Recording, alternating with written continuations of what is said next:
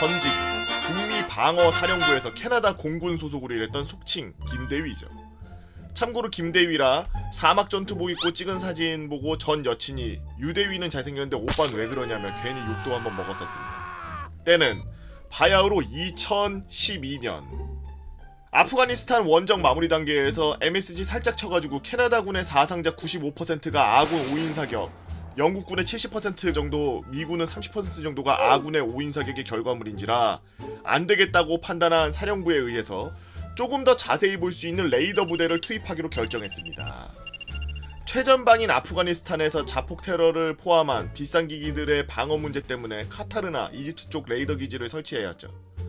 인공위성 컨트롤러, 드론 컨트롤러, 주야간 레이더 컨트롤러 등 비싸고 커다란 컴퓨터들이기 때문에 사람의 힘으로는 못 드는 장비들입니다. 참고로 이집트는 수에즈 운하에서 남동쪽으로, 여기서 지도 띄워주면 이해하기 편하실 겁니다. 제가 띄워드릴게요. 그러면 수에즈 운하가 오른쪽 그 아프리카하고 인도양 이어주는 데거든요. 우리나라 지리도 잘 모르는데 외국 지리까지 알려면 힘드니까 제가 대충 알려드리겠습니다. 여기가 수에즈 운하인데 여기 이제 수에즈 운하야. 여기 수에즈 운하에서 남동쪽으로 차로 1시간 정도 거리 사막 한가운데 하필 피라미드 바로 옆에 기지를 지어서 괜히 무섭고 찝찝하고 바람만 조금 불어도 미라 아니냐고 오바를 개떨면서 매일같이 3개월 정도를 보냈죠. 수에즈 운하에서 남동쪽으로 1시간 정도 달려서 있는 피라미드? 여기 안에 있겠네. 여기 이 안에, 이 반경 안에 있겠네요. 1시간 정도 달렸다 그랬으니까 여기 근처래요. 물 쪽으로 가까이 된 이유는 당연히 무거운 보급품 대부분이 배로 와서 그렇고요. 이제 이게 미군 기지가 베이스인지라 컨테이너로 지은 관사 안에 에어컨도 빵빵 돌아가고 던킨 도너츠에 팀 홀튼 등 커피 도넛샵들 잔뜩 있고 영국군 밥은 정말 맛없었지만 미군 밥은 정말 맛있습니다. 종류도 다양하고 오죽하면 제가 살이 쪄서 돌아왔겠어요. 사막이라서 병사들이 땀을 많이 흘려가지고 혹시나 탈수증이 올까봐 게토레이, 그리고 미국의 국민 불량음료인 쿨레이드도 잔뜩 제공되고 TV도 잘 나옵니다. 참고로 영화에서 보면은 애들 사막에 막 운동장 만들어 놓고 운동하잖아요. 다 개뻥입니다. 조금 MSG 쳐서 한여름에 그늘 밖에 있는 차량에 몇 시간마다 물을 안 뿌려주면은 뜨거워서 타이어 같은 게 녹기도 하죠. 그런 더운 곳에서 과연 운동을 할까요? 체육관에 에어컨 빵빵하게 잘 나옵니다. 그리고 저는 아프간, 이집트, 카타르에 있는 8개월 동안 한 번도 못 들었습니다. 총소리를. 플레이스테이션, 엑스박스, 컴퓨터 게임은 가능하지만 당연히 인터넷으로 게임은 안 되고요. 인터넷은 그냥 위성통화와 가족과 이메일 정도가 개인적인 용도로만 쓸 수 있는 게 끝이죠. 그리고 가장 큰 문제는 전쟁 최전방 지역이기 때문에 어떤 상황에서도 술을 절대로 못 마신다는 거였습니다. 그런데 말입니다. 어느 날 옆 관사를 쓰던 칼텍 공대생 출신의 루드반 리스텔르위가 대위가 미군 보안 정보상 몰라서 그냥 축구선수 이름들 쓰겠대요.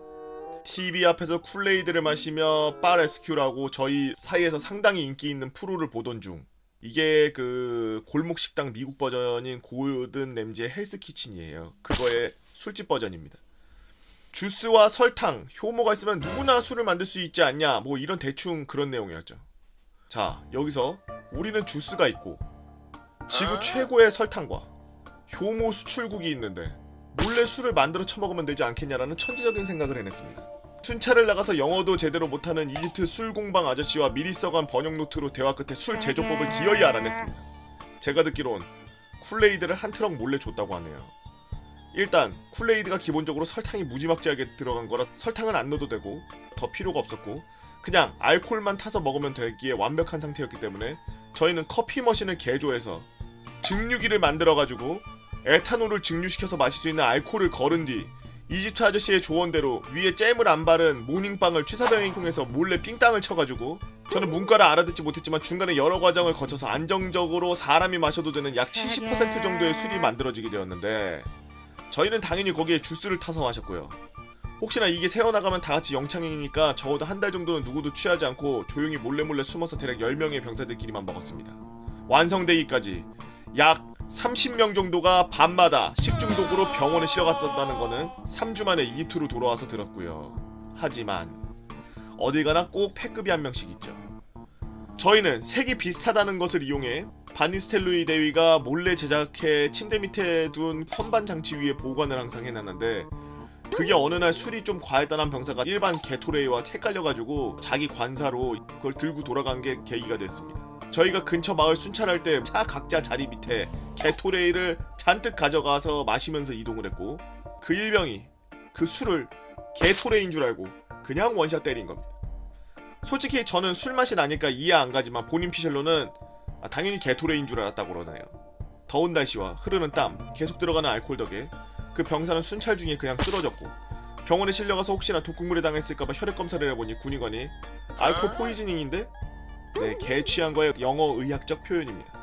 이라는 진단과 함께 저희 부대에 급 구성된 헌병이 떴고, 바니스텔루이와 한 관사를 쓰던 미군 4명, 옆관사 미군 4명, 영국군 4명, 그 쓰러진 일병과 한 관사를 쓰던 캐나다군 6명, 해외 원정 가서 영청이라는 말도 안 되는 신기록을 세웠죠.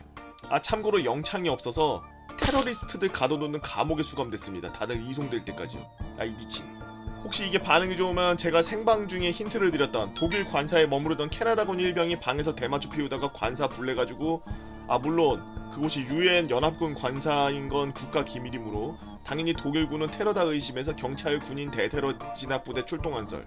영군령들인 나라 캐나다, 호주 등에서 정보 요원들이 해군 소속인데요. 어쨌든 캐나다 스파이와 대테러 가정 서바이벌한 게임, 오래돼서 안 쓰던 차로 20분 들어가야 되는 캐나다 핵 방공호에 갇힌 썰 등 한번 풀어보겠습니다. 보고형 사랑해요 라고 윌리엄 킴님께서 올려주신, 한국 군에서는 들을 수 없는 이 미친 세계적 어메이징한 패급 썰. 정말 파도 끝이 없는데요. 사회건 군대건 미친 사람들은 무조건 존재한다는 걸 다시 한번 느끼는 됩니다. 안녕하세요. 땡년도에 통신병으로 입대하여 국군 땡병원에서 2땡개월 동안 복무 후 전역하고 이를 계기로 의학전문대학원에서 진학해 현재는 내과 의사로 활동 중인 구독자 1인입니다. 군대에 있었던 썰들이 재밌는 것들이 많길래 저도 그리 재밌지는 않은데 잘 안 보이는 특이한 썰을 한번 풀어보려고 합니다. 우선 입대 전부터 상황을 얘기하자면, 저는 수능을 평소 모의고사에 비해 거하게 말아먹고 공부에 질려버린 채 잘 알지 못하는 전자공학과에 4년 전액 장학생으로 입학 후 전공이 너무 저랑 안 맞아서 그래도 취업은 잘 되니까라는 마인드로 2년을 근근히 다니다가 22살 2월에 논산훈련소에 1711 야전 통신병으로 입대하였습니다. 야전 가설이 뭔지도 모르고 통신이라고는 진짜 PC통신? 뭐 그런 거밖에 아는 게 없는 상황에서 5주 수료는 했습니다. TMI로 조교 중에 제 고등학교 친구가 있어서 몰래 과자 많이 먹었죠. 헤헤. 제 특기는 대부분 후반기 교육 없이 바로 배치되는데, 굉장히 생뚱맞게도 병원 부대, 심지어 위치도 저희 집에서 차 타고 10분 거리인 곳에 배치되어 있는 주변 동기들이나 조교들에게 너 빽 있는 거 아냐 도대체 누구야 라며 부러움과 비아냥을 듣기도 했었습니다. 참고로 제 주변에는 아는 군인 친인척이 전혀 없죠. 심지어 저희 어머니께서는 자대 배치 문자 받으시고 제가 병으로 입원한 줄 알고 제가 전입 오기 전부터 전 부대에 몇 번이나 전화도 하셨다고 하더라고요. 덕분에 선임들의 갈굼을 받았죠. 아무튼 자대 배치를 받았는데 이게 무슨 영문인지 한꺼번에 야전 통신병이 3명이 배치가 되었고, 심지어 한 달 있다가 또 4명이 배치됐습니다. TO 꼬였구나. 병원 부대 1711은 교환대 근무를 하게 되는데 편제가 3명인데 인원이 넘쳐흐르는 상황이 되어 저는 행보관이 점을 찍어가지고 본부 근무대 행정병이 돼버렸죠. 1병 말쯤부터는 경기 근무 짜고 외박, 외출, 휴가 관리하면서 군생활 편하고 좋게 했습니다. 아무도 못 건드리죠. 그쵸. 외출, 외박, 휴가 권한은 없는데 이제 간부가 이제 올릴 때 그 사이에 껴있기 때문에 보이지 않는 미세한 그 권력이 있죠. 이후 무탈하게 일병이 된 후 포항의 모 군 휴양지로 하기 휴양을 간 어느 날이었습니다. 군 휴양소에 하기 휴양을 하러 간 건 뭐야? 일병이 이게 무슨 말이에요? 이게 무슨 말이야? 휴가를 갔단 얘기야? 전체 군인들이? 아니면 군대 안에서 휴가를 가는 거야? 아니면은 휴가를 나갔는데 여기 군 휴양지로 간 거야? 여튼 모르겠네요.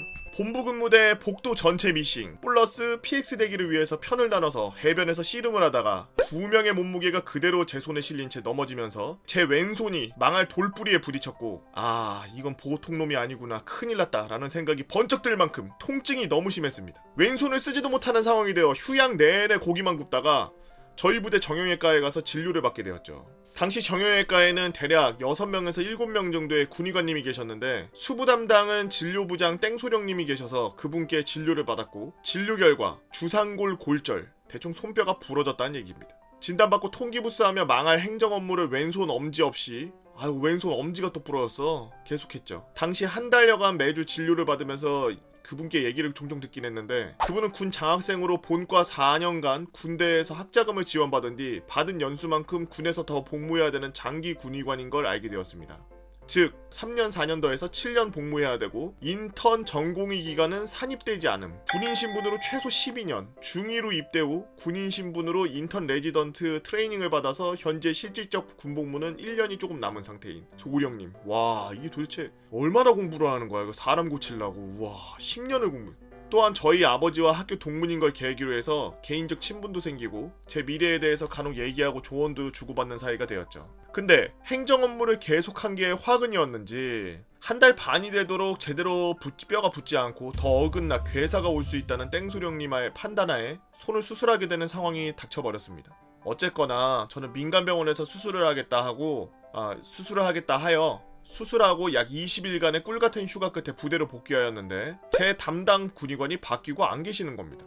이래저래 수소문해보니 군내 체육 행사로 축구를 하다 십자인대 부분 파열로 수술하시고 전역 대기 중인 걸 알게 되었죠. 아이고, 같이 다치셨네. 결국 실무 배치 1.5년 만에 소령으로 제대하고 의가사 전역으로 인해 예비군도 면제받는 상황이시더라고요. 이게 무슨 말이야? 당시엔 그냥 그렇구나 부럽네 정도였는데 제가 인턴 전공의를 하다보니 알게 된 건 군의 장학생으로 입대하면 전공 선택도 정원 외라 마음대로 골라가면서 하는 터라 더욱 부러웠죠. 모두가 하고파하는 정형외과를 하면서 군대도 일찍 전역하고 지금도 군의관 공보위로 입대해서 3년간 지루한 나날을 보내며 자유 없는 삶을 사는 동기나 주변 선후배들을 보면서 항상 그분이 생각납니다. 이런 연유로 의전원 재학 당시 미필 동생들에게 군 장학생을 추천해주면서 눈 딱 감고 무릎 한번 돌아가면 된다고 설득해봤는데 아무도 가지는 않더라고요. 그래도 군인 신분으로 오랫동안 생활하는 건 싫다나 뭐나나. 아무튼 당시 그 군의관님의 조언을 계기로 제 인생 계획을 수정하고 전장어학과 졸업 후 진로를 완전히 틀어서 의학전문대학원에 진학하게 되었고 이렇게 의사가 돼서 개보건님의 유튜브를 시청하며 고단함을 달래고 있습니다. 개꿀로 병약을 마쳤지만 제 인생엔 등불이 되었던 군의관님. 부족한 필력이어도 읽어봐 주셔서 감사합니다. 인증할 거라곤 면허증과 초본뿐이네요. 핫뚜 손톱 깎으세요. 나중에 기회가 된다면 갓난아이 우유, 모유 먹인 후 트름 꼭 시켜야 되는 이유, 인턴 때 겪었던 아기 CPR 했던 기억, 포르말린에 절여진 인체 해부설 등 한번 써보도록 하겠습니다 라고 닥터리님께서 올려주신 썰랑썰레였습니다. 이게 그러니까 무슨 말이야? 뭔 얘기야? 원래는 군 장학생이면은 군대에서 지원받은 만큼 군대에서 그 근무를 해야 되는데 그래서 그걸 12년을 해야 되는데 무릎 다쳐서 1.5년만 하고서 바로 전역하셨다는 거야. 야, 이거는 거의 우리나라 99%가 이 썰을 보면은 뭔 소리야 이게 이런 아니 간부도 그냥 간부도 아니고 군의관의 썰은 좀 희귀한데요. 예. 이건 좀 소중한 썰이네. 그러다 보니까 더욱 이해가 안 되네요. 시스템 자체가 아예 이해가 안 돼서 병사 출신인 저는 군의 장학생으로 해서 장학금을 받고서 학교를 다니고 군대에 와서 지원받은 만큼 군의관 생활을 하고 그런 다음에 전역하고 나서 그 다음에 졸업하고 의사가 되는 건가? 원래 그렇게 돼야 되는 게 정상인데 이분은 연수가 12년 동안 여기 있어야 되는데 불구하고 1년 반만 하시고 다쳐서 바로 전역해버려가지고 군의 장학생에서 거시기 된 건가? 이 무슨 얘기야? 의사는 의대 졸업하면 의사예요? 무슨 얘기죠? 의사분들 댓글 좀 써주십시오. 저는 예비군 부대 탄약계원으로 있으면서 상근들과 함께 작업하는 일들이 많았는데요. 상근병들이 무기관리병으로 있으면서 예비군들이 사용하는 장비들을 손질하는 경우가 많았기 때문입니다. 상근들이 저 예비군들 무기들 다 손질했구만. 부대에서 갓 배치된 전 탄약계 짬찌로 소총 다이 탄박스 박격포 정리 등 온갖 고된 일을 맡아서 하며 시간이 가는 줄 모르고 군생활을 하고 있었죠. 신병 대기기간이나 부대장 면담할 시간도 없이 수많은 작업에 끌려다니면서 날이 가면 갈수록 홀쭉해지는 나날이었습니다. 그렇게 2개월 동안 부대원들은 물론이고 함께 작업하는 상근병들과 친해졌을 때쯤 어느 날 상근병들과 함께 탄약고 문을 열고 작업을 하는데 여태껏 보지 못했던 상근 일병 한 명이 나타났습니다. 밑에 이거 뭐야 이거? 빨리 읽고 싶다. 이거 뭐야? 저 군인 같지 않은 요상한 헤어스타일, 통통한 살집, 얼굴을 뒤덮고 있는 반찬고, 탄약 반장님 앞에서도 건들거리면서 짝다리 짚고 어르신들보다 더 걸쭉한 부산 사투리를 내뱉는 상근 일병, A상근이라고 부르겠습니다. A상근은 제가 훈련소에 있을 때 부대에 폭행사고를 일으키고 영창을 갔다 온 후 동사무소 상근이었던 병사였습니다. 알고 보니 A상근은 신병인데도 불구하고 분대장을 들이박는 상근이었죠. 야, 그냥 뭐 자기는 군인이 아니구만. A상근이 처음 부대에 배치받았을 때 처음엔 선임들에게 잘 보이려고 자신의 지갑을 개방해서 PX를 다 털곤 했다고 합니다. 무려 아메리칸 익스프레스 카드를 꺼내서 PX 물건을 온갖 다 털어버리다 못해 PX 병들의 창고를 개방해서 과자, 주스, 냉동을 박스째로 팔 정도였다고 하더라고요. 그런데 그 A상근이 돈을 뿌리다 보니 몇몇 상근 선임들이 A상근의 카드를 자기 것인 것 마냥 굴었다고 합니다. 간식이 먹고 싶으면 A상근의 카드를 가져오고, 달팽이 크림이 필요하면 A상근의 카드를 가져오고. 뭐야? A상근에게는 아무 말도 하지 않고 다 갖다가 썼단 말이죠.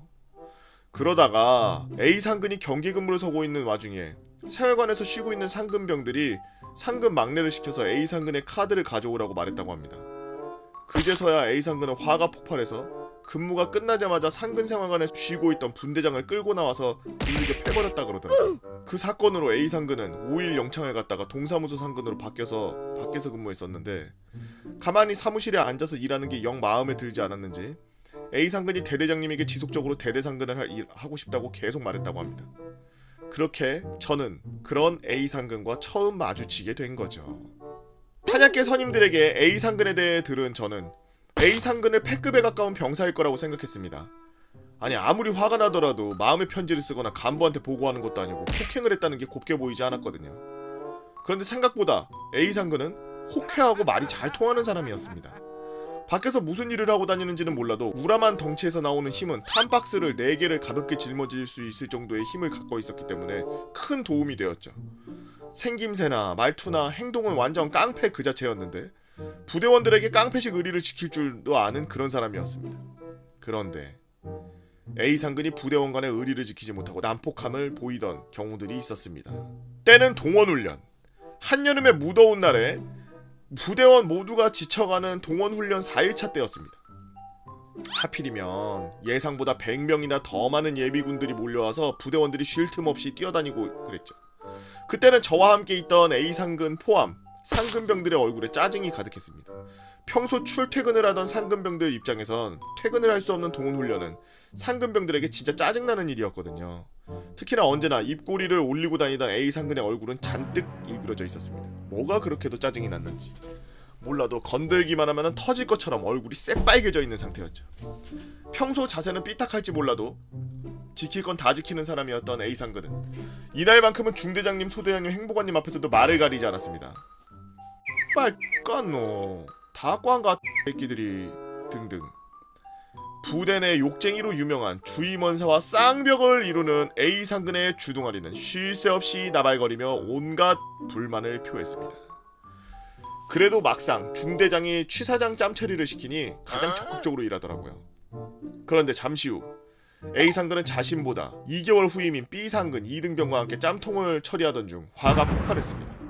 B상근이 A상근의 화를 폭발하게 만든 거였죠. 평소에도 평판이 좋지 않은 B상근. 그를 두고 보고 있던 A상근은 작업 중에 B상근에게 침을 튀겨가면서 욕을 내뱉고 있었죠. 저와 탄약계원들, 다른 상근병들은 멀찍이서 담배를 피면서 모두 구경하고 있었습니다. 이번에 A상근이 어떤 다채로운 욕을 보여줄지 기대하고 말이죠. 하지만 어느 정도 욕을 하던 A상근은 더 이상 입을 열지 않았습니다. 대신 B상근의 턱을 돌려버리더라고요. 자기가 밖에서 무에타이, 복싱, 유도를 했다고 말하던 A상근. 정말 화려한 콤비네이션으로 B상근을 샌드백처럼 두들겨 팼습니다.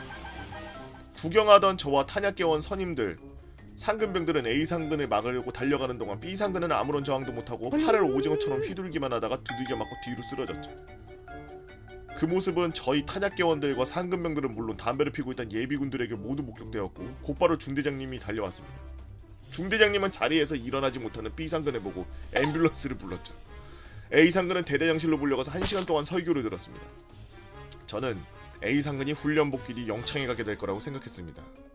바로 전날에 대장님이 직접 부대 내 폭행사고 방지 교육을 했기 때문에 본보기로 강하게 조질 거라고 예상했거든요. 헌데 A상근은 영창을 가지 않았습니다.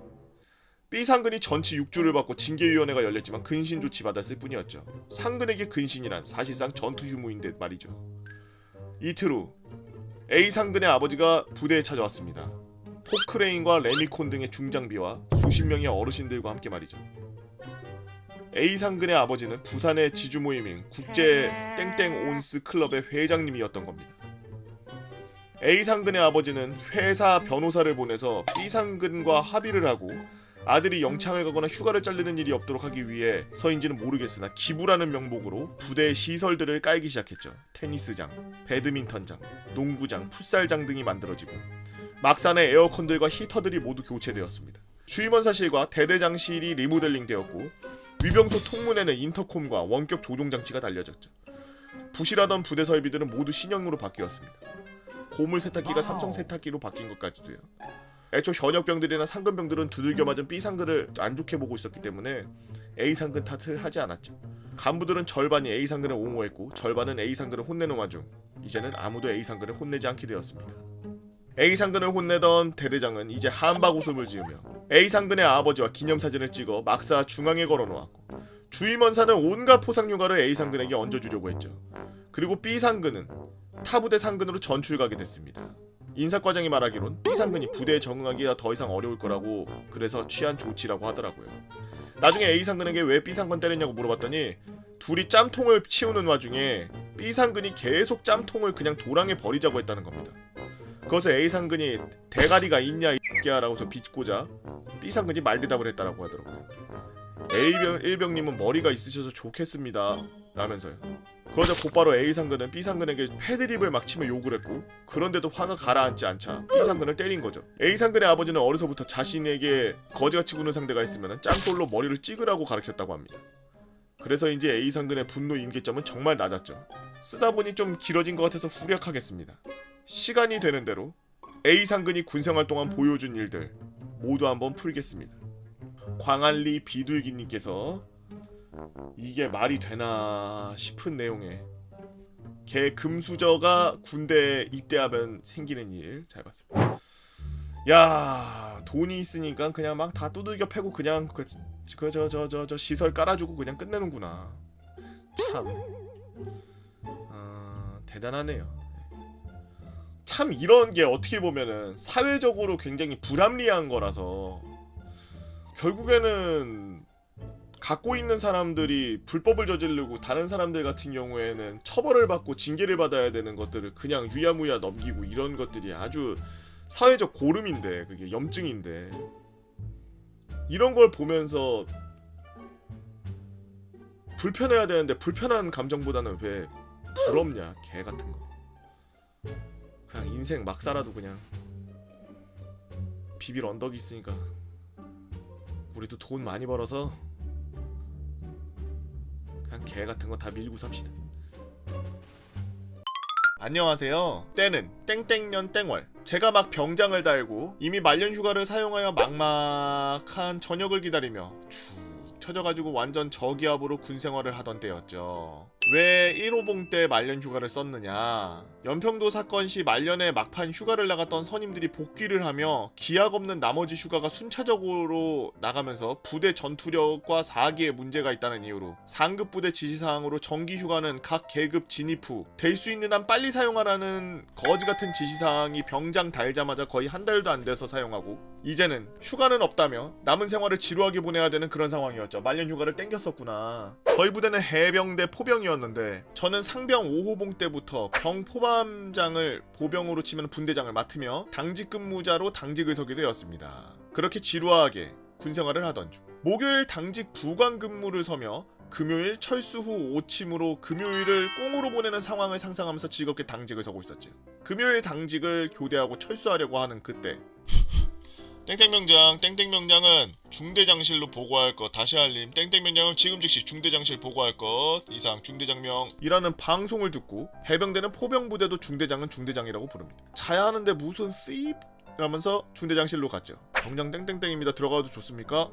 야 들어와. 필승 병장 땡땡땡 중대장실에 용무이 써왔습니다. 여기 다름이 아니고 다음 주에 우리 대대 AT 평가 있는 거야. AT 평가 있는 거 알지? 예, 알고 있습니다. 조식 이후에 중대 자체 예행 연습을 할 건데, 근데 너 담당관님, 행정관님, 상황부여 통제관 역할 좀 이렇게 해야 될 것 같은데? 잘못 들었습니다. 중대장님 저 지금 당직 철수하고 오침 들어가야 되는. 알아. 알아. 근데 최대한 실제랑 비슷하게 하려고 하는데 근무도 최소 인원으로 배치하고 말이야. 그 다음 당직 부관도 말이야. 어차피 일과 시간 현관 근무자 있고 그러니까 포반에서 같이 다 연습할 거야. 정리하자면 밤새도록 당직이라는 걸 쓰고 이제 자야 되는데 잠을 안 재우고 훈련 예행 연습을 하는데 너가 중요 역할을 해라 이거지. 이 말 듣고 더 이상 할 말이 없었죠. 참고로 저희 중대장님은 해사 출신 엘리트로 입으로는 난 아무것도 안 해도 중령은 달아 라고 하고 다녔지만 하지만 저희 중대는 이미 연대 최우수 전투력 중대로 뽑힐 만큼 훈련과 병사 관리에 도 같은 인물이었습니다. 혹시 안 하면 어떻게 됩니까? 그럼 뭐 훈련 상황 터트리고 너도 포반에서 같이 연습할래? 야발. 순간 머리를 대구대구 굴리며 생각하던 중 그래 훈련보다는 통제관이 낫지라는 생각에 중대장님의 제안 같은 협박을 받아들였습니다. 아침을 먹고 일과를 위해 부대 총원이 모인 곳에 중대장님은 예행 연습에 관해 설명하고 바로 상황에 들어간 다음에 해쳐모야와 함께 전 중대원들은 각자 포상으로 흩어졌습니다. 군대를 다녀오신 분들은 다들 아실 거예요. 5월의 햇살이 얼마나 뜨거운지. 그 뜨거운 햇살을 맞으며 여기저기 포반을 다니면서 각 포반에 상황을 부여하며, 물론 저희 포반에는 가장 쉬운 적 특작부대 출현 상황만 부여하고 지나갔죠. 점심시간이 되니 갑자기 짜증이 나기 시작했습니다. 아니 나는 왜 이렇게 하는 거지? 그러더니 갑자기 제 머릿속에 악마가 눈을 뜨기 시작했죠. 저는 뭔가에 홀린 듯 상황실로 걸어가기 시작했습니다. 중대장님과 전 포대장님, 전 포반 인원들이 열심히 중대장님 명령에 맞춰서 여러가지 뭔가를 하고 있었죠. 필승! 필승! 땡땡이 우리 땡땡이 잘하고 있나? 예, 잘하고 있습니다. 상황실 옆 5m 적 포탄 낙하라고 나지막히 툭 던졌고, 그 순간 상황실은 정적이었죠. 5m 옆 적 포탄 낙하라고 한 번 더 말했습니다. 그 순간 전 포반 인원들은 하던 일을 멈추고 방독면을 착용하기 시작했습니다. 저희 중대는 항상 적 포탄 낙하하면 일단 화학탄이라고 생각하라는 훈련을 받았죠. 그래서 일단 방독면 바로 착용. 그 뒤 저는 나지막히 포탄 고폭탄, 전포실 반파, 중대장 사망, 전 포대장 의식 불명이라고 나지막히 상황을 던져주었습니다. 순간 상황실 벙찌고 중대장님은 또라이인가 라는 눈빛으로 저를 쳐다보고는 얼굴에 분노에 가득 차 일그러지기 시작했죠. 하지만 중대장님은 저에게 욕 한마디도 하지 않고 가만히 계셨습니다. 저도 당황했죠. 욕먹을 각오하고 터트린 상황인데 당시 전포실 인원들 최고참이 상병 3호봉이었고 이런 상황을 겪은 적이 없으니 얼타고 있었습니다. 전포대장님은 상황을 수습하기 위해 한마디 하려는 순간 전포대장님 현재 의식 불명이십니다 라며 입을 막았고 3분 정도 뒤 상병이었던 후임과 1병이었던 후임이 전포대장님과 중대장님을 도수운반법으로 들고 의무실로 지정된 생활반으로 옮기기 시작했습니다. 중대장님은 죽일 듯했던 눈빛으로 이렇게 실려가면서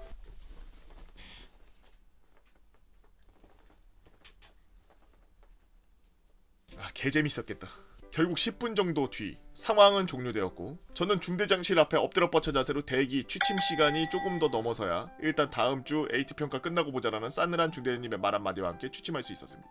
물론 중대장 전사, 전포대장 의식불명으로 훈련을 끝낸 저는 영웅이 되었으나 AT 끝나고 있을 중대장의 보복을 상상하며 불안한 마음으로 잠에 들었죠. 대대 AT 평가 당일 드디어 아침이 왔고 연대에서 통제관들이 들어오면서 평가가 시작되었습니다. 그런데 말입니다. 무전으로 상황이 들려왔습니다. 중대 내 적 포탄 낙하, 상황실 대파, 중대장 및 몇 명 사망. 어제 제가 꼰티로 벌인 상황이 실제로 통제관이 상황실 문 열더니 상황을 전파하고 사라졌다는 겁니다. 때는 다시 제가 중대장실 앞에서 엎드려 뻗쳐 대기 중일 때 중대장실로 전포대장, 행정관, 포술 담당관, 중대장 전 간부들이 회의를 시작했고 바로 그 회의 내용은 방금 전에 제가 터트린 상황에 대해 관한 거였죠. 제가 말했다시피 중대장님은 말만 놀자판인 분이고 훈련은 항상 실제같이 하시던 분이어서 여러 상황에 맞춰서 간부들과 회의를 열었다는 겁니다. 중대장만 사망 시 전포대장이 이를 위임받고 자신이 할 일을 전포대장한테 미리 회의 때 알려주고 둘 다 사망시 등등에 대한 상황에 대해 회의를 했던 거죠. 중대 예행 연습을 망친 저의 징계는 덤으로 회의를 또 했고요. 다시 평가날로 돌아와서 통제관이 사라지고 30초 만에 상병 후임은 중대장님의 시신을 의무대로 옮기고 점포대장님은 어이가 없으셨는지 튀어나오는 웃음을 참으며 전날 회의 때 인계받은 중대장님의 역할을 완벽하게 수행. 아무 이상 없이 임무를 속개해야 했습니다. 각 포상에 있던 통제관들은 놀란 눈에 어이가 없어하며 아무렇지 않게 임무 수행하는 저의 중대원들에게 머리를 긁으며 각 포상 상황 몇 개 더 던지고 지켜보고 있었죠. 다시 한번 말씀드리지만 저희 중대는 이미 연대 최우수 전투력 중대로 선정될 만큼 저희 포술 담당관님과 중대장님 연대의 훈련 빡세게 하는 걸로 악명이 높은 상황이라 통제관들도 포상에 던져준 상황이 저희 미친 포술 담당관님의 상상의 나래를 펼쳐주는 상황에 비하면 애교 수준이었습니다. 저희 포술 담당관 중사는 어느 정도냐 하면 통제관들은 포탄 낙하 너 사망 이러고 끝나지만 저희 포술 담당관인 중사님은 꼭 하나를 더 붙입니다. 도수 운반법으로 사망자 옮기고 있음, 갑자기 저격수 등장, 운반자 사망이라는 상상의 나라를 펼쳐 사망자, 운반자, 그 운반하던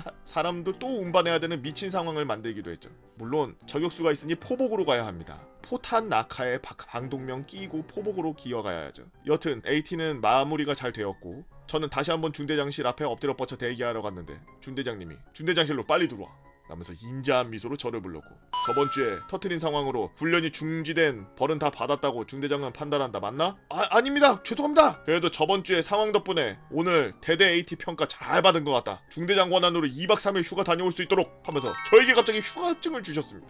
그렇게 말년에 나갈 수도 없고 포상도 없었던 보이지도 않는 휴가가 갑자기 생겨서 기쁜 마음으로 휴가를 다녀왔고 복귀해서 들은 뒷얘기로는 제가 휴가 중 연대장님이 중대를 직접 방문하여 역시 땡땡 중대장 연대장이 땡땡 중대는 특별히 직접 상황을 내렸는데 중대장 장망시에도 아주 빠른 시간 안에 정상화하고 임무 수행을 차질없게 했다며 아주 그냥 대단해 하면서 칭찬을 하시고 격려를 하고 가셨고 저희 중대장 및 간부들은 입이 귀에 걸려서 평소 훈련하던 대로 했을 뿐입니다 아주 우렁차게 대답을 하였고 중대장실에서 커피 한 잔 마신 후 웃음을 띤 얼굴로 중대를 떠나셨죠. 그렇게 제 전역인 7월까지 약 2달간 저는 휴가 복귀 후 당직 열애, 근무 열애 등 중대장님의 온갖 혜택을 받으며 지루하게 있다가 전역을 했습니다.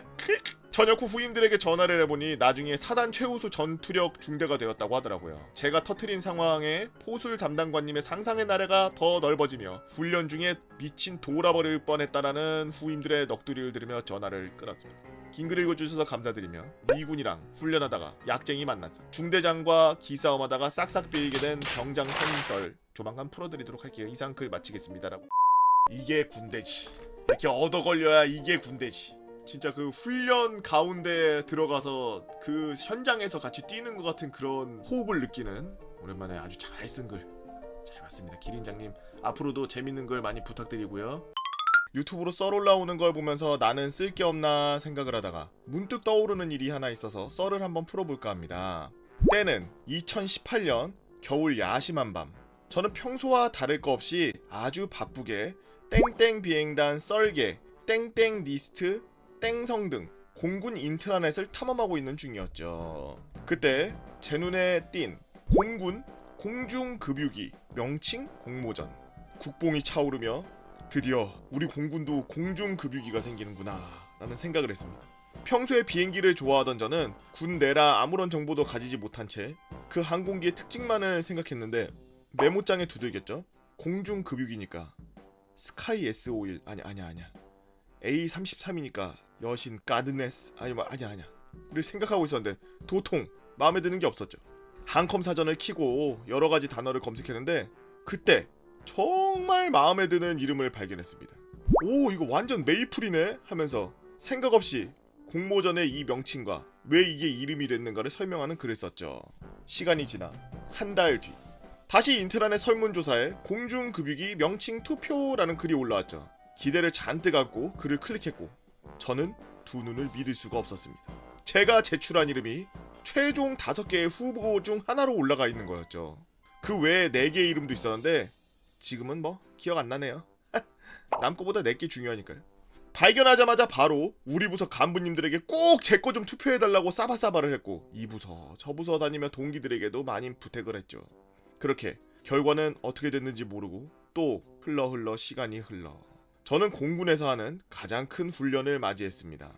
보안상 말해도 될지 몰라서 그냥 작은 훈련 하나, 작은 훈련 2, 큰 훈련이라고 기술하겠습니다.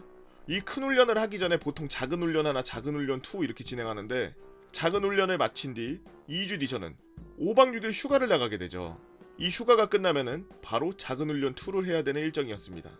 일병 튜나인 저에게 선택권이란 없었죠. 참치, 짬찌라는 얘기예요. 휴가를 편안하게 친구들과 게임 즐기고 있는데 갑자기 휴대폰으로 전화 한 통이 걸려옵니다. 땡땡 원사님. 뭐지, 복귀해야 되나? 큰일 났나? 5만 가지 생각을 하며 전화를 받았습니다. 필승 상병 김땡땡입니다. 그래, 휴가 잘 보내고 있지? 예, 그렇습니다. 근데 어떤 일로 전화하셨습니까? 너 그 공모전 신청한 거 있지? 그것 때문에 중령분한테 조금 이따가 연락 올 거야. 전화 오면 꼭 받아라. 예, 알겠습니다. 저 된 겁니까?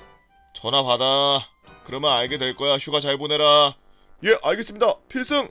그렇게 짧은 대화를 마치고 집에서 저녁을 먹을 때쯤 또 모르는 번호로 전화가 왔죠. 떨리는 마음으로 전화를 받았습니다. 여보세요?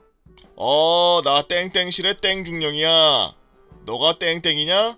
필승! 예! 그렇습니다! 다름이 아니라 너가 전략화 행사에 참여해야 되는데 그날 훈련이 있더라고. 꼭 행사 참여는 안 해도 된다. 저 가고는 싶지만 훈련이라서... 그래서 안 갈라고? 아닙니다! 가겠습니다! 겉으론 안타까운 척 속으론 쾌재를 외쳤죠. 그래, 그러면은 참여하는 걸로 알고 있을게. 휴가 잘 보내고. 예, 알겠습니다. 필승! 짧은 대화를 마치고 행복하게 휴가를 보낸 뒤 출타 가방 안에 사복을 챙겨서 부대로 복귀하기 전 지하철역에 사복을 넣고 복귀했죠. 그렇습니다. 저는 복귀하자마자 하루 뒤 바로 또 휴가를 나가야 되는 거였죠. 복귀를 했는데 선임들의 안 입고 온 눈초리, 후임들의 부러운 눈초리를 받아가며 이 상황의 전말을 듣게 되었습니다. 원래는 그 명칭과 뜻을 가장 잘 설명한 3명에게만 참모 총장상, 전략화 행사 참여, 휴가를 받게 돼 있는데 그 외 인원은 참모 총장 상만 받게 돼 있었죠. 공모전 배너엔 이게 누가 상을 받는지 자세히 설명이 안 돼 있어서 누가 이의를 제기했나 봅니다. 저는 아니었어요. 그렇게 해서 같은 명칭을 쓴 13명 모두에게 참모 총장상과 전략화 행사 참여, 휴가를 지급하게 된 거고 행사에 참여하게 된 저도 훈련 하나를 빠지게 된 거죠. 전략화 행사 전날 또 5박 6일의 휴가를 받은 저는 약복을 입고 아침 일찍 나와서 지하철역에 넣어뒀던 옷으로 갈아입고 제가 타고 갈 공수기를 기다리며 PC방에서 게임을 하고 있었습니다. 그렇게 시간이 돼서 공수기를 타고 제 비행단에서 행사가 있는 비행단으로 이동을 했죠. 여기서 꿀팁! 열일하시는 국군장병 여러분들, 근무지와 본인 집이 멀고 휴가 때마다 교통비가 부담스러우시다고요? 그러면 공군의 공수기를 이용해보는 건 어떨까요? 3군 통합 모두 다 이용이 가능하답니다. 한번 공군 인트라넷에서 본인의 근무지와 집과의 노선이 있는지 체크해보세요. 노선이 있다면 교통비도 아끼고 비행기도 타고 일석이조 아니겠습니까? 그곳에서 절 맞이해주었던 인솔자분, 그리고 저와 같이 상을 받을 병사 한 명과 같이 그날 지날 생활관을 소개받았습니다. 매트리스가 라텍스더라고요. 너무나 부러웠습니다. 전투기 소리도 안 들리고 민항기와 수송기의 편안한 사운드를 들으면서 이 비행단의 시설 이곳저곳을 둘러보며 우리 비행단의 똥같은 시설과 달리 삐까뻔쩍한 비행단을 보면서 감탄하면서 하루를 마쳤죠.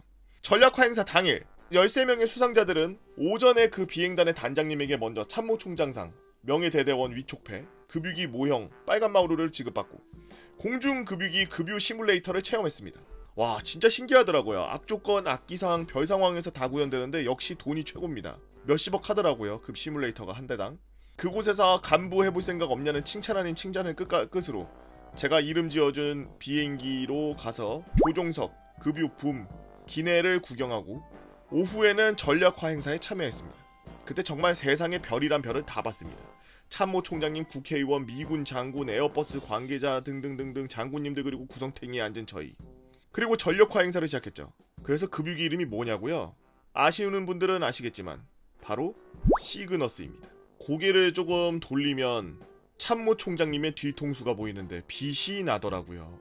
뒤에서 보던 저도 숨이 막히는데 앞에 서 있는 그곳 장병들은 얼마나 힘들었을지.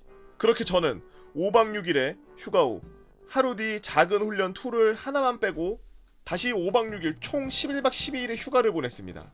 마지막으로 제가 이름 붙여준 시그너스와 같이 찍은 사진으로 글을 마치겠습니다.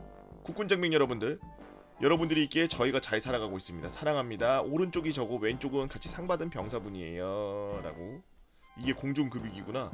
그냥 항공기처럼 생겼네. 수박킴님께서 올려주신 썰랑썰레였습니다. 그 사람이 제 군대 가기 전에 다들 그러잖아. 나대지 마라, 나서지 마라, 너무 처지지 마라, 너무 참여 안 하지 마라, 딱 중간만 가라, 이런 말씀들 많이 하잖아요. 근데 아마 한두 번 정도 포상 받아보신 분들은 아시겠지만 포상 주는 거는 냄새가 나요.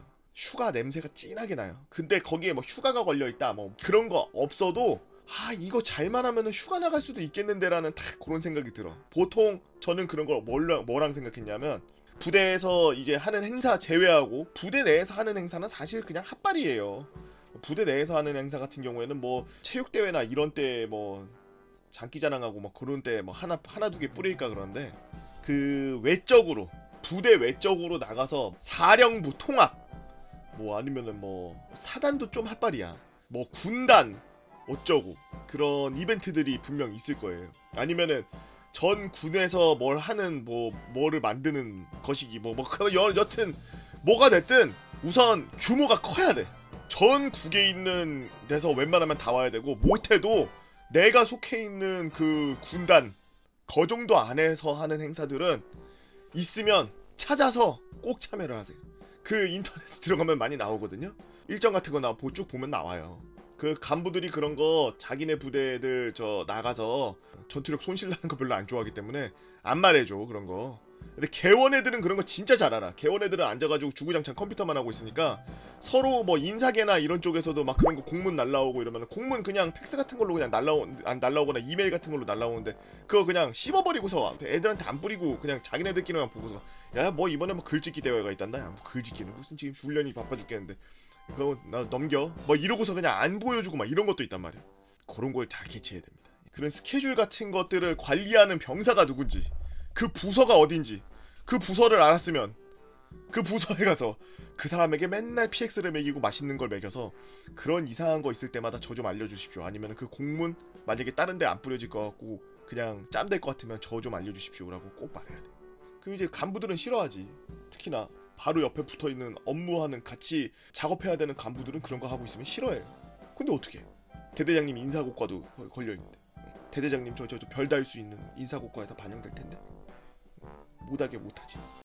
1월 23일부로 현역 부적합 심사로 공익으로 보직 변경된 시청자입니다. 아이고 얼마 안 됐네. 길다면 길고 짧다면 짧은 10개월의 군생활을 하는 동안 있었던 일을 풀어보려고 합니다. 2020년 3월 저는 땡사단 신병교육대로 입대했죠. 신교대 내에서 소대장 훈련병도 하고 특급 전사도 따서 휴가도 받을 정도로 건강하게 지내고, 당시 교관들이 야 너는 조교 자원인데 넌 조교하면 참 좋을 것 같은데 라는 말도 들으면서 훈련소 생활을 마치고 GOP로 차출되어 땡연대로 전입 가게 되었습니다. 그곳에서 차출될 때 유탄 발사기수로 차출돼서 소초 근무를 준비하는 중이었는데, 중대본부에서 대기하던 도중 갑자기 행보관님께서 오셔가지고 야 너 오늘부터 영상감시반이야 라는 말을 듣게 되었죠. 그래서 저는 영상감시반으로 군생활이 시작되었습니다. 저희 중대가 특이했던 점은 인원 TO가 잘 나지 않았던지 아니면은 행보관님이 인원 뽑기가 귀찮았던 건지 영상 감시를 하면서 60mm 박격포 보직을 같이 겸해야 했었죠. 그렇게 영상 감시반으로서 임무를 수행한 지 3개월, 포반장님이 갑자기 오시면서 저희한테 말씀하셨습니다. 아 귀찮아졌네. 야 얘들아, 우리 한 달 뒤에 그 박격포 대대심사 있으니까 내가 인원 알아서 뽑아갈게. 너 나오고 너 나와 라고 하셨고, 분대장님과 제 동기 1명, 나머지 인원은 위에서 짬순으로 잘려서 뽑혀가지고 박격포 훈련을 진행하게 되었습니다. 60mm 박격포를 다뤄보신 분들은 아시겠지만 이게 포를 방열할 때 포판을 바닥에 땅에다가 박아야 되기 때문에 곡괭이와 삽으로 까내리고 그 구멍에 포판을 놓은 뒤 그 위에 점프를 띄워서 흔들리지 않게 박아 넣어야 했죠. 이 점프를 띄고 포판을 박는 게 굉장히 힘들고 아팠던 작업이었기 때문에 저와 제 동기들이 알아서 돌아가면서 포판을 박았고, 이때부터 제 허리가 망가지기 시작했습니다. 한 달 뒤 대대심사가 무사히 마무리되었고 더 이상 포는 안 쏴도 되겠다는 아니란 생각을 가지고 있었는데 아니나 다를까 이번에는 또 중대평가가 있다면서 다시 인원 편제가 나왔고, 포반장님은 그냥 그 전에 갔었던 은혜원 그대로 한번 다시 가자고 하시며 중대심사를 위해 연습을 또 진행했죠. 아우 극혐이네. 이 중대심사를 위한 연습 도중 포판을 박는데 갑자기 허리부터 발끝까지 전기가 오듯이 저릿저릿한 겁니다. 이때 당시 저는 내가 무릎을 펴고 박아서 찌릿찌릿한가 보다 조심해야 되겠다 라는 멍청한 생각으로 그냥 포판을 박았고, 이런 통증을 계속 가지고 있는 상황에서 중대심사도 마무리가 되었죠. 그렇게 더 이상은 포사격은 없었고 평소와 같이 영상감시 업무를 진행하고 있을 때였습니다. 한 2달 정도 지났나 근무를 서다가 교대를 하기 위해 의자에서 일어나는데 갑자기 하반신에 감각이 없어지면서 힘이 쭉 그대로 빠져가지고 주저앉게 되었습니다. 이때부터 내 몸에 뭔가 문제가 생겼구나라고 느꼈고 포반장님께 보고를 드렸죠. 포반장님은 외진 가라, 외진을 가자 라고 하시며 직접 자차로 포천 병원까지 데려다 주셨고 그곳에서 MRI를 찍었습니다. 신경외과 선생님은 허리 디스크가 터져가지고 그 디스크가 흘러나와서 지금 신경을 짓누르고 있는 상황이네요. 여기서 더 심해졌다면 일상생활을 못했을 정도로 심각한 상황입니다 라고 말씀을 하셨고, 저는 그대로 포반장님께 보고를 드렸습니다. 포반장님은 너 그러면 휴가 나가서 싸제병원이나 다시 진단 한번 받아봐라 라고 휴가를 나가서 대학병원, 척추전문병원, 서울지구 병원들을 다니며 제 허리가 정말 심각하다는 걸 다시금 느끼며 복귀했죠. 허리가 정말 심하게 다쳤기 때문에 휴가를 복귀하자마자 저는 근무를 못 올라가고 생활관 내 대기를 했습니다. 이때가 일병 5호봉이었죠. 포반장님께서는 이렇게 허리를 심하게 다쳤는데 어떻게 버텼냐, 왜 말을 안 했냐는 말씀을 하시면서 너 그러면은 현역 부적합 심사 진행해서 나가서 치료받는 게 어떻겠냐라고 말씀하셨고, 저는 그동안의 군생활이 너무 아까웠지만 제 허리가 더 소중했기에 알겠다고 하고 서류를 모았습니다. 이때부터 제 군생활은 개꼬이기 시작했죠. 제가 근무를 못 올라가게 되면서 원래 비번을 받아야 되는 선임들이 비번을 못 받게 되면서 저 뭔데 쉬냐? 라는 말이 나오기 시작했고, 처음에는 이해해주는 선임들이 많았으나 이 기간이 한 달, 2달 길어지면서 그분들도 마저도 점점 등을 돌리기 시작했습니다. 이미 선임들 사이에서 저는 패급으로 이미지가 찍혀버렸고, 제 동기들마저도 저 때문에 비번이 안 돌아간다면 됐다말을 하고 아예 대놓고 너 그럴 거면은 그냥 페바로 간다 그러고 하고 그냥 내려가, 괜히 피해주지 말고 라면서 대놓고서 말하는 지옥같은 군생활이 이어졌죠. 정말 많은 괴롭힘이 있었지만 정말 힘들고 안 좋은 생각까지 하게 된 계기는 그동안 정말 잘해주었던 후임에게 야 내가 너 때문에 선임들한테 욕을 먹어야 되냐? 진짜 개같네, 그냥 내려가라고 라면서 그런 말을 들었을 때였습니다. 내려가라는 말은 일반 부대로 가라는 말이죠. 이렇게 욕설을 들으면서 슬슬 질렀는지 투명인간 취급을 해주었고, 그렇게 2020년이 지나갔습니다. 2021년 1월 22일 현역 부적합 심사 합격으로 저는 공익전환이 되었고, 포반장님 내일 갈 거니까 짐 싸라는 말씀을 하셨고, 그동안 여기 동기들, 선임들, 후임들한테 인사도 좀 해라라고 하시며 생활관의 모든 인원들 모으고 나가셨죠. 그동안 절 잘 챙겨주셨던 분대장님도 그동안 쌓인 거 많을 텐데 나도 나가 있을 테니까 할 말 해라라고 나가주셨고, 저는 그동안 서운했던 거, 힘들었던 거 하나씩 풀었습니다. 다들 다양한 반응을 보였죠. 그냥 무시하고 할 거 하는 사람들, 제 말을 끝까지 다 들어주고 그동안 고생했다며 위로해주는 동기들, 마지막까지도 패급 새끼라면 나가 죽으라고 했던 사람들, 다양했던 것 같습니다. 그렇게 23일이 되고 진짜 마지막으로 할 말 있으면은 하고 내려오라는 포반장님이 또 20분의 시간을 또 주셨죠. 뭐 자꾸 시간을 줘, 빨리 집에나 보내주지. 저는 그동안 정말 고마웠던 분들을 다 찾아뵙고 난 후 절 정말 못 살게 힘들게 했던 인원들 하나하나 찾아가서 내가 여기 안에서나 그쪽들 후임이고 동기지, 내가 나가서 눈 돌아가서 니들 고소하거나 부조리로 다 제보하면서 조지면 어쩌려고 다 이러냐, 다 됐고 서울로는 오지 마라, 오면 진짜 죽인다라는 말을 하고 집에 돌아왔습니다. 집으로 돌아오고 개인정비 시간이 되니 그동안 미안했다며 사과하는 사람들의 연락이 핸드폰으로 정말 시끄러웠지만 다 차단했습니다. 그 안에서 정말 심했던 3명은 진짜로 전역하자마자 고소 진행하려고 변호사님을 만나고 있죠. 용두사미도 아니고 그냥 뱀대가리 뱀꼬리로 이야기 끝이 났는데 처음 글을 쓰다 보니 주저리 썼습니다. 만약이지만 썰렁설레로 올라간다면 이등병 때 여단장 대대장이 절 보러 온 썰, 독수리인 줄 알고 관측하는데 남측으로 침투하고 있는 북한군 잡은 썰도 한번 풀어보도록 하겠습니다. 정말 감사합니다 라고 버림받은 공익님께서 올려주신 썰렁설레였습니다. 사람이 아파서 저거 된 거를 왜 돌아가면서 그렇게 후임들까지도 와서 욕을 하지? 이해가 안 되는데? 어떻게 패급도 아니었고 A급이었고 진짜 훈련까지도 다 뛸 정도로 A급이었는데 갑자기 와가지고 무슨 선임들만 욕한다 그러면은 뭐 선임들 삐번 안 돌아가니까 짜증나서 뭐 하소연하는 거라고 치지만 무슨 아끼던 후임이 와서 쌍욕을 할 정도로 그러냐? 그것도 90년대 2000년대 초반 무슨 뭐 이런 때 군대도 아니고 저번 달인데 이해가 안 되네. 글쓴이가 여기에 있는 글 말고 다른 일들이 또 있었나? 아니 코반장님은 그 병원 보내주시고 뭐 부적합 판정 이렇게 내려주시고 그런 거는 좋은데 그 인원 편성을 조금 저 빨리 TO를 더 받고 얘를 내려주고 그랬어야지. 지금 이 병력을 내려주고 돌렸어야지. 내부에서 지금 몇 달 동안 B번이 안 돌아갈 정도로 그냥 놔뒀다는 거는 좀 이해가 안 되네. 여러 가지가 뭐 뭔가 되게 초동 그런 다쳐서 초동 대처해준 거는 잘했는데 그 이후에 얘가 이 지금 글 쓴 친구가 나오기 전까지 있었던 여러 달 동안에 있었던 그런 일들은 전혀 이해가 안 가네. 왜 저랬는지 이해가 전혀 안 되네. GOP가 뭐 다 그렇다고 하는 거는 좀 잘못된 일반화인 것 같고 특이한 그런 부대였나봐요. 부대 분위기가 좀 이렇게 삭막했나봐요. 아니 사람이 아프면은 좀 그럴 수도 있지. 그리고 그 간부님들 혹시 제 방송 보시는 분들 계시면은 진짜 중요한 거 제가 하나 알려드릴게요. B번 진짜 중요한 거예요. 당연히 아시겠지만 밥하고 B번은 근무 쉬는 날은 정말 그거 하나 보고서 일주일에 그 B번 있는 날 이틀 하루 보고서 그거 보고 살아요. 병사들. 그걸로 일주일 버티고 그걸로 버티다 한 달 지나가고 그걸로 버티다가 3개월 지나서 계절 바뀌고 그걸로 버티다가 1년 지나가고 1년 반 지나가면 전역하고 그러는 거거든. 근데 그런 B번이 안 돌아갈 정도로 인원 편성이 안 돼 있는 상태에서 계속 이 친구가 욕을 먹는 거를 모르고 있을 것도 아니고 뭐 대놓고 그냥 애 욕 먹으라고 그냥 방치한 거나 마찬가지지. 이러면은 사람이 악다군이 생겨서 이상한 짓 할 가능성이 농후한데도 왜 그렇게 내려보내지도 않고 TO를 받아서도 다시 새로운 병력을 받던지 아니면은 밑에서 올리고 그런 작업을 안 하고 왜 보고도 안 하고 왜 저러고 서 있었을까 싶기도 하고. 뭐 인사 문제 때문에 그랬나? 인사고과 문제 때문에? 전혀 이해가 안 되는 썰이네요. 이거 글쓴이가 쓴 입장으로만 봤을 때는 이해가 전혀 안 되는 이상한 이야기, 이상한 썰 잘 들었습니다. 우리가 모르는 다른 이야기가 조금 더 있겠죠. 장군차 쟁탈기 에피소드를 썼던 복청자예요. 네, 맞습니다. 모두가 다 아시는 별들이 발에 채인다는 상군 본부가 모여있는 그곳, 바로 그곳에 그 흔한 불침번과 당직 근무도 없는 자질구레한 근무가 일절없는 꿀이 흐르는 부대였습니다. 와... 1편 나의 반짝반짝 장군차 쟁탈기를 쓰고 난 뒤 성원에 힘입어서 또 다른 에피소드를 한번 준비했습니다.